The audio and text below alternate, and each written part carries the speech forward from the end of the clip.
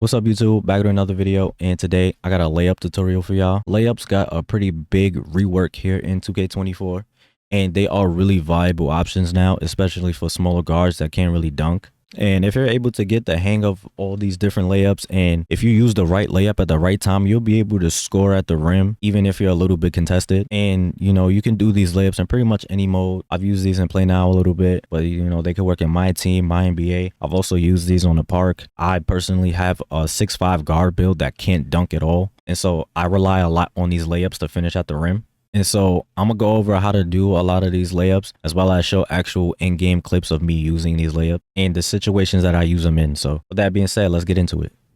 So the first layup, which is probably my favorite, which is the quick scoop layup, which looks something like this. And in order to do it, it tells you to hold your right analog left or to the right while driving without holding turbo.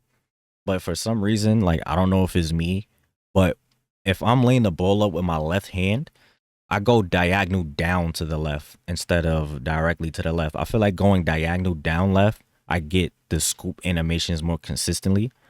But if I'm laying the ball up with my right hand, I will just go directly to the right. And so, like I said, I don't know if it's the game or if it's just me, but that's how I do them. But the most important thing is where you gather at. You want to gather like below, like a step below the foul line, like kind of like in between like these two lines right here, and like in between like this logo right here. So like you want to start your gather somewhere in like this area right here.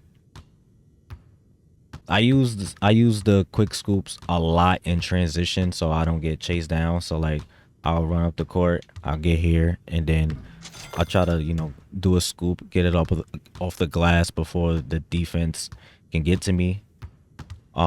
Sometimes maybe in ISO situations, if a big is on the right block, for example, I'll beat somebody off the dribble, and then I'll get the ball up before he can get over and contest the shot.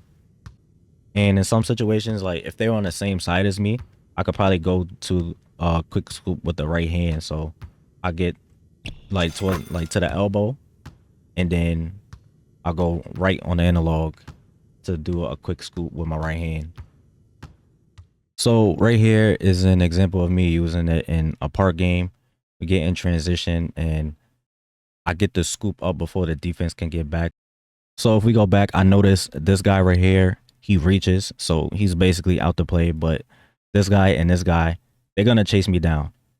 And like the quick scoop layup is literally my only option here, or I pass. And so like I said, you want to start your gather when you're like pretty far away from the rim. So right here, I'm kind of like kind of at the free throw line, maybe one step in. But this is where I start my scooper animation, my quick scoop animation. And yeah, like the defense, this is actually good defense. I just like have the perfect timing and I green it. A little 9% coverage. So like I said, if you do the right layup at the right time and you're able to, get the timing down, and even if you're a little bit contested, you can still make a lot of these layups. So next you got the Euro step, which is this right here. And in order to do it, you want to hold your right analog diagonal down opposite your ball hand. You could also do it how you could do it last year too, which you could flick the right analog in one direction and then flick it in the opposite direction. So right here, the ball is in my left hand. You could just hold diagonal down to the right. Or like I say, you could do it how you could do last year and flick left and then right. Well, flick left and then hold right. So either way, whichever one you prefer. The flicking one is probably more consistent, but just holding diagonal down is easier. So I'll use Euros in situations where he's not really on my hip, but he might be like a half a step behind me. So I do a Euro to kind of like grab him and like get my body in front of him so that he don't really get a contest. There are also situations where you can Euro somebody that's like directly in front of you, especially if you get like that animation right there and go around them, or even the animation where you put the ball behind your back. These 2 euro animations you can do if someone's like directly in front of you, so like you can like get past them. And in this example right here, I end up getting that behind the back animation that you could get. So right here, I do my little dance on him, and he ended up like kind of cutting me off, but I was able to get a good animation and get around him. So, you know, right here, like I said, I do my little dance, don't reach, I cross him over. So I get right here, and then I just do the euro. This one, I don't think I held diagonal down. I did like how you do it last year. I flicked right and then I held left. And so I got the behind the back animation, and now I'm in front of him. He can't really get a contest. So I get a layup.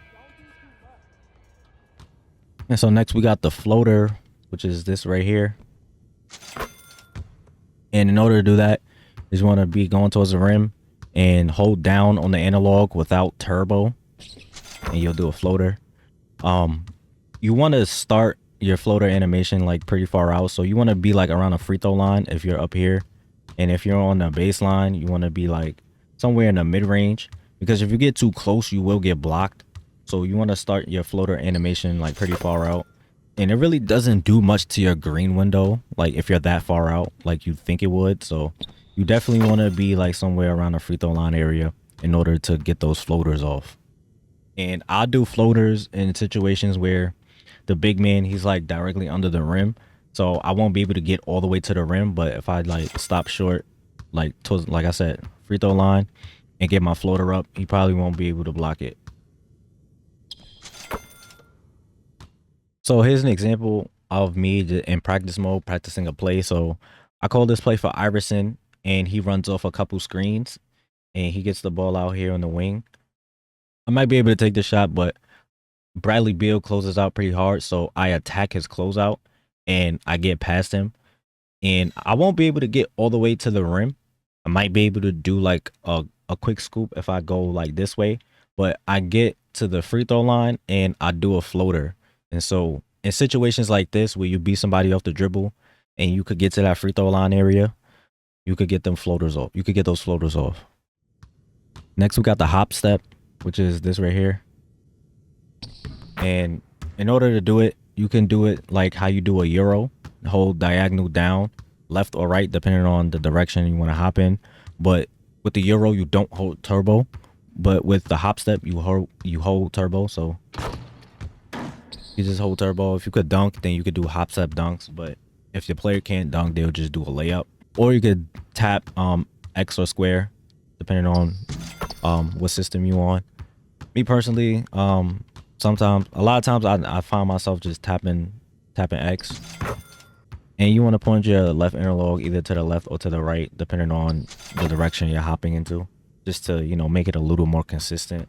Also notice like you kind of have to be below the foul line, because sometimes like I'll be like right here and like I kind of want to just hop right here, like right here, but it won't let me do it. It'll make you take a shot. So if you're too far and you try to hop, it'll make you like pump fake. So you gotta be like below the foul line in order for it to like really work more consistently.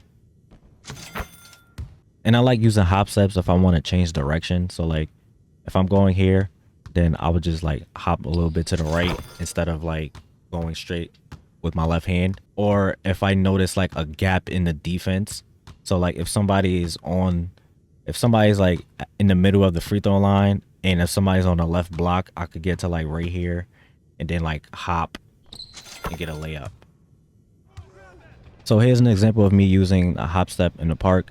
So I get the ball in transition and then I get a hop step layup. So I get the ball right here.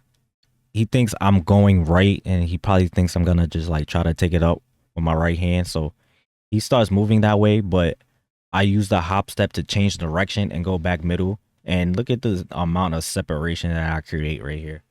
And I ended up just getting a wide open layup, and there's nothing he could do about it.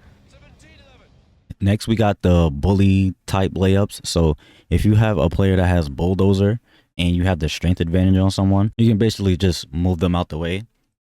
So right here, I'm in transition with Jason Tatum. And once I get Josh Okogie like on my hip, like right here, I just push my right analog to the left. So you just push your right analog into the defender. And so I basically just like push him out the way. And here's an example with Giannis. PJ, he does a good job of getting over the screen, but you see how he's on my hip right here. All I have to do is just push my right analog to the right, because Giannis, he got Hall of Fame Bulldozer, and he's just way stronger than PJ, even though PJ's not like all that weak. It's Giannis. So like he basically just pushes him out the way and gets a layup. So next we got the spin layup, and you want to be driving towards the rim, hold turbo, and you could double tap X or square.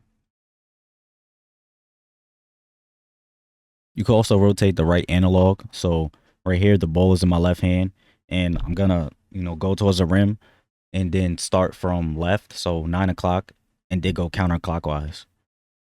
And you get the same thing. I honestly don't even use spin layups that much, but they can be used in situations where somebody is like on your hip, but you don't have the strength advantage to like kind of bully them out the way. You can like spin back the other way. Or if like somebody's trying to cut you off, then like you could just spin around them. But they're still able to get really good contests. So I don't really use spin layups that much, but in some situations they can be useful. So right here, I'm on blacktop against Gary Payton, and I get right here and he cuts me off. So like I can't just go up with a regular layup. So I do the spin layup. I kind of like get him off balance, but like I say, he could still you still get really good contests. This is like not really a bad contest, even though like it ends up like being open. A lot of times the defenders will get a good contest on those. So I could see them being a lot more useful if you had the height advantage on somebody, but not necessarily the strength advantage to push them out the way. But if you're like way taller than them, you can probably hit them with the spin layup and they won't get as much of a contest. Next, we got reverses. And all you have to do is just be driving along the baseline, and whatever side you're on, that's the direction you want to point on your right analog. So right here, I'm on the left side. I'm going to just hold left on the right analog and do a reverse. And same thing on the right. I'm on the right side. I'm going to just hold my right analog to the right, and I get that one. So I don't really do reverses that much anymore. Like back in like 2K20, like the reverses were OD, especially the dunks. And year after year, they kind of like been toned down. So they're still like useful in some situations, but I feel like a lot of times the defenders, like, they just be getting lucky. Like I would do the reverse, and then like they would like track me to the other side of the rim, even though they had no idea I was about to do that, because nobody does reverses. So like there's no way you knew I was about to do a reverse. So like they just be getting lucky sometimes, or sometimes the game would just make you miss for no reason. Maybe that is a little different now because of the layup timing. But I know like last year, like you'd be wide open and you'd miss a reverse just because the game wanted you to miss. But yeah, like I said, I don't really do reverses that much, but they can still be useful in some situations. And finally, we got the double clutch or switch hand layups. In order to do those, you just go up with a regular layup, but halfway through the animation, you could either spam X or triangle, or you could flick the right analog left or right, depending on which hand you want to finish with, to like change the shot.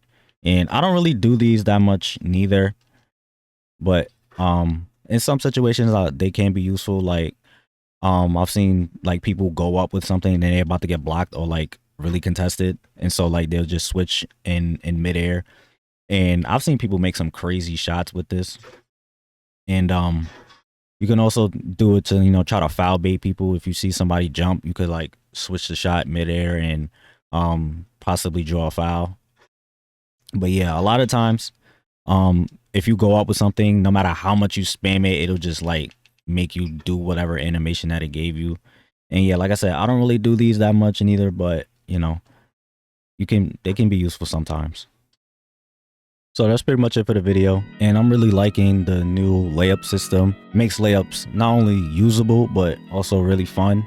And yeah, as always, I hope this helped you. I hope you enjoyed. Thanks for watching, and stay tuned for more content.